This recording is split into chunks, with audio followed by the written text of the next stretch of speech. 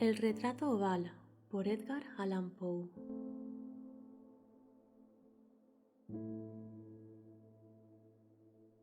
El castillo al cual mi criado se había atrevido a entrar por la fuerza antes de permitir que, gravemente herido como estaba, pasara yo la noche al aire libre, era una de esas construcciones en las que se mezclan la lobreguez y la grandeza, y que durante largo tiempo se han alzado cequijuntas en los Apeninos, tan ciertas en la realidad como en la imaginación de la señora Radcliffe.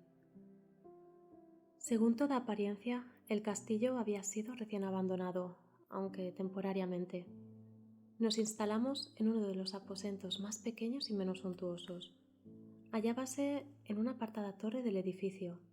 Sus decoraciones eran ricas, pero ajadas y viejas. Colgaban tapices de las paredes, que engalanaban cantidad y variedad de trofeos heráldicos, así como un número insólitamente grande de vivaces pinturas modernas en marcos con arabescos de oro.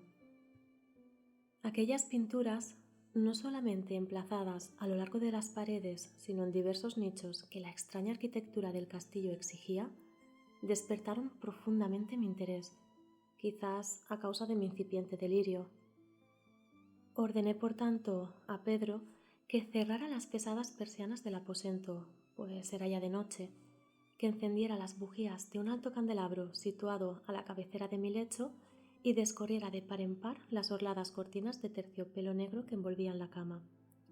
Al hacerlo así deseaba entregarme, si no al sueño, por lo menos a la alternada contemplación de las pinturas y al examen de un pequeño volumen que habíamos encontrado sobre la almohada y que contenía la descripción y la crítica de aquellas. Mucho leí, e intensamente miré. Rápidas y brillantes volaron las horas, hasta llegar la profunda medianoche. La posición del candelabro me molestaba, pero, para no incomodar a mi amodorrado sirviente, alargué con dificultad la mano y lo coloqué de manera que su luz cayera directamente sobre el libro. El cambio, empero, produjo un efecto por completo inesperado. Los rayos de las numerosas bujías, pues eran muchas, cayeron en un nicho del aposento que una de las columnas del lecho había mantenido hasta ese momento en la más profunda sombra. Pude ver así, vívidamente, una pintura que me había pasado inadvertida. Era el retrato de una joven que empezaba ya a ser mujer. Miré presurosamente su retrato y cerré los ojos. Al principio no alcancé a comprender por qué lo había hecho, pero mientras mis párpados continuaban cerrados, cruzó por mi mente la razón de mi conducta. Era un movimiento impulsivo a fin de ganar tiempo para pensar, para asegurarme de que mi visión no me había engañado, para calmar y someter mi fantasía antes de otra contemplación más serena y más segura. Instantes después volví a mirar fijamente la pintura. Ya no podía ni quería dudar de que estaba viendo bien, puesto que el primer destello de las bujías sobre aquella tela habían disipado la soñolienta modorra que pesaba sobre mis sentidos, devolviéndome al punto a la vigilia. Como ya he dicho, el retrato representaba a una mujer joven. Solo abarcaba la cabeza y los hombros, pintados de la manera que técnicamente se denomina vignette y que se parece mucho al estilo de las cabezas favoritas de Sully. Los brazos, el seno y hasta los extremos del radiante cabello se mezclaban imperceptiblemente en la vaga pero profunda sombra que formaba el fondo del retrato. El marco era oval, ricamente dorado y afiligranado en estilo morisco. Como objeto de arte, nada podía ser más admirable que aquella pintura.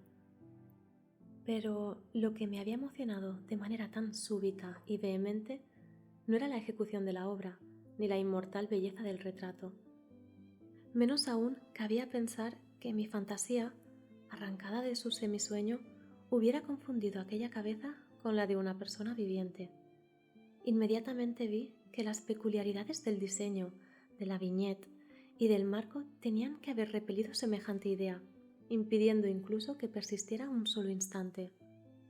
Pensando intensamente en todo eso, quedéme tal vez una hora, a medias sentado, a medias reclinado, con los ojos fijos en el retrato. Por fin, satisfecho del verdadero secreto de su efecto, me dejé caer hacia atrás en el lecho. Había descubierto que el hechizo del cuadro residía en una absoluta posibilidad de vida en su expresión, que, sobresaltándome al comienzo, terminó por confundirme, someterme y aterrarme. Con profundo y reverendo respeto volví a colocar el candelabro en su posición anterior. Alejada así de mi vista la causa de mi honda agitación, busqué vivamente el volumen que se ocupaba de las pinturas y de su historia. Abriéndolo en el número que designaba al retrato oval, leí en él las vagas y extrañas palabras que siguen. Era una virgen de singular hermosura y tan encantadora como alegre. Aciaga la hora en que vio, amó y desposó al pintor. Él, apasionado, estudioso, austero, tenía ya a una prometida en el arte. Ella, una virgen de sin igual hermosura y tan encantadora como alegre, toda luz y sonrisas y traviesa como un cervatillo, amándolo y mimándolo y odiando tan solo al arte, que era su rival, temiendo tan solo la paleta, los pinceles y los restantes enojosos instrumentos que la privaban de la contemplación de su amante. Así, para la dama, cosa terrible fue oír hablar al pintor de su deseo de retratarla, pero era humilde y obediente, y durante muchas semanas posó dócilmente en el oscuro y elevado aposento de la torre, donde sólo desde lo alto caía la luz sobre la pálida tela.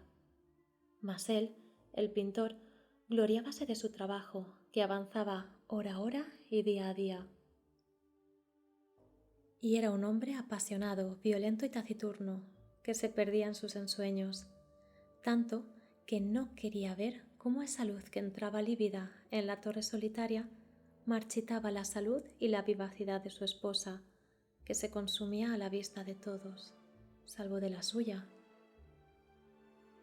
Mas ella seguía sonriendo, sin exhalar queja alguna, pues veía que el pintor, cuya nombradía era alta, trabajaba con un placer fervoroso y ardiente, bregando noche y día para pintar aquella que tanto le amaba y que, sin embargo, seguía cada vez más desanimada y débil. Y, en verdad, algunos que contemplaban el retrato hablaban en voz baja de su parecido como de una asombrosa maravilla y una prueba tanto de la excelencia del artista como de su profundo amor por aquella a quien representaba de manera tan insuperable. Pero, a la larga, a medida que el trabajo se acercaba a su conclusión, nadie fue admitido ya en la torre, pues el pintor habíase exaltado en el ardor de su trabajo y apenas se apartaba los ojos de la tela, incluso para mirar el rostro de su esposa. Y no quería ver que los tintes que esparcía en la tela eran extraídos de las mejillas de aquella mujer sentada a su lado. Y cuando pasaron muchas semanas y poco quedaba por hacer, salvo una pincelada en la boca y un matiz en los ojos, el espíritu de la dama osciló, vacilante como la llama en el tubo de la lámpara. Y entonces la pincelada fue puesta y aplicado el matiz, y durante un momento el pintor quedó en trance frente a la obra cumplida.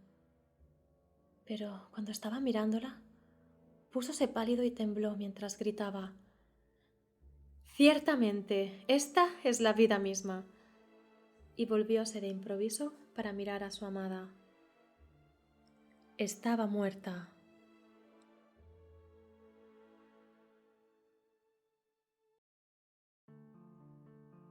Si te ha gustado este relato, dale a like y suscríbete a nuestro canal.